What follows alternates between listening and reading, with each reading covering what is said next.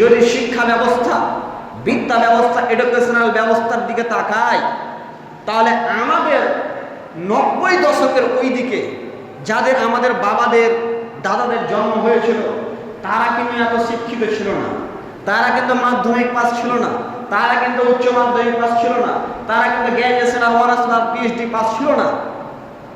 তাহলে কি তাদের জীবন চলতো না? চলতো। তাদের জীবন আমাদের থেকে ভালো চলতো। সম্মানিত সূচি আর বর্তমান আধুনিকতা 2024-25-এর দিকে যদি আমরা তাকাই, তাহলে প্রত্যেকটা ছেলে উচ্চ মাধ্যমিক পাস, মাধ্যমিক পাস, অন্ততপক্ষে 5 পাস হলেও আছে।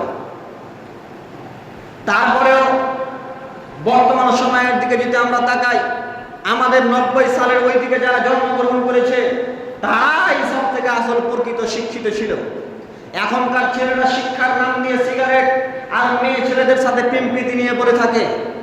আজকালকার ছেলেরা শিক্ষায় এমন শিক্ষা অর্জন করে যে মাধ্যমিক পরীক্ষাতে নকল না হলে পাস করা যায় না। আজকালকার ছেলেরা এমন বিদ্যালয়ে এমন শিক্ষা অর্জন করে যে শিক্ষা অর্জন করার পরে টিউশন না হলে পাস হওয়া যায় না, টিউশন না হলে পাস করতে পারা যায় না।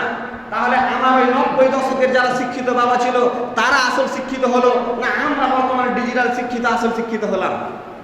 আমি আরো যদি কাছ থেকে আপনাকে আমি তাকাই বা দেখাই, কাউকে ছোট করছি, কাউকে অপমান করছি, এটা কোনটা নয়। আরো যদি আপনাকে কাছ থেকে আমি দেখাই যে বর্তমান সময়ে শিক্ষা কতটা মার খেয়েছে, কতটা পিছিয়ে আছে। আমার বাবা, আপনার বাবা হয়তো 5 পাস 2 পাস ছিল, কিন্তু আমার বাবা इंग्रेजी अच्छा ही पढ़ लेता है, हिंदी भी अच्छा ही पढ़ लेता है, हिंदिও ভালো পড়ে নাই, ইংরেজিও ভালো পড়ে নাই। তো বর্তমান সময়ে আমি শিক্ষিত, রুলের জায়গাতে নাম বসাই, নামের জায়গাতে রুল বসাই। তাহলে আমি কি করে শিক্ষিত হলাম? সম্মানিত সূচি, আপনাকে কি দিয়ে বুঝাবো যে শিক্ষা বিদ্যা আমাদের কোথায় গেছে?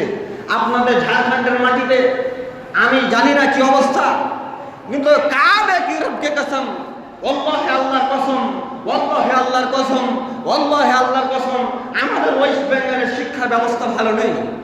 বড় দুঃখ, বড় কষ্ট নিয়ে বলতে হয়, স্কুলের মধ্যে আমাদের চালু হয়ে গেছে মিড ডে মিল, স্কুলের মাধ্যমে আমাদের চালু হয়ে গেছে রূপশ্রী আর কন্যাশ্রী। বড় দুঃখ কষ্ট নিয়ে বলতে হয়, কলেজ ইউনিভার্সিটির মধ্যে চালু হয়ে গেছে ছাত্র রাজনীতি। এই ছাত্র রাজনীতি করতে গিয়ে আমাদের ছেলেরা, আমাদের মেয়েরা তারা লেখাপড়া করে না, বিদ্যালয়ে গিয়ে তারা মিড ডে মিল খাবার নিয়ে পড়ে থাকে, তারা রূপশ্রী কন্যাশ্রী নিয়ে পড়ে থাকে।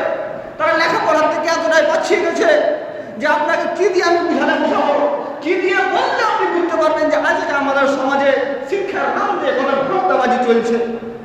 সম্মানিত সূচি, আল্লাহ তাআলা কথা বলছেন, কুল হাল ইয়াস্তাবিল্লাযীনা ইয়ালামুনা ওয়াল্লাযীনা লা ইয়ালামুন ইন্নামা তাযাক্কারু উলুল আলবাব। যারা জ্ঞানী এবং যারা নন জ্ঞানী তারা কি সমান? না, অবশ্যই না।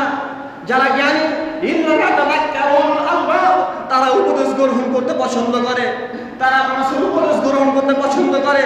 আমি এমন শিক্ষিত ছেলে, আমি উপদেশ গ্রহণ করাটা পরে থাক, আমার মুরব্বী বাবা দাঁড়িয়ে থাকে, এরপরে আমি চেয়ারের উপরে পা তুলে বসে থাকি। আমি কি করে শিক্ষিত হলাম? আমি কি করে জানা এবং না জানার মধ্যে পার্থক্য হলাম? একজন রিক্সা চালক যখন রিক্সা চালায়, তখন রিক্সা চালক বলে যে সাহেব স্যার আসুন রিক্সাতে বসুন, আর যেই ব্যক্তিটি রিক্সাতে বসে সাহেব স্যার মানুষ, ওই বলে আরে চল তাড়াতাড়ি রিক্সা চালা। যেই অশিক্ষিত সেই বলে আপনি, আর যেই শিক্ষিত সেই বলে তুই। তাহলে এই শিক্ষায় বিদ্যা দিয়ে কি করবে না সমাজের মধ্যে? সম্মানিত সূচি, আপনাকে কি দিয়ে বুঝাবো যে বর্তমান সময়ে আমাদের শিক্ষার ব্যবস্থা। একদিন আমি দৌগাছির হাটের মধ্যে বক্তব্য রাখলাম যে ছেলে মেয়েদেরকে জেনারেল শিক্ষিত বানাবার আগে, ডক্টর মাস্টার ইঞ্জিনিয়ার প্রফেসর বানাবার আগে কোরআনুল কারীমের জ্ঞান দিতে হবে।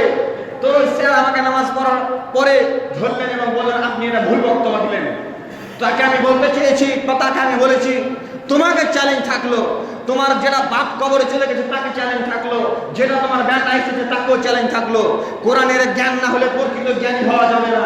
আল্লাহ আল্লাহর কসম, যার কাছে কোরআনের জ্ঞান নেই, ওই যতই বড় ডক্টর হোক, যতই বড় প্রফেসর হোক, যতই বড় যা হোক না কেন, ওই প্রকৃত শিক্ষিত নয়।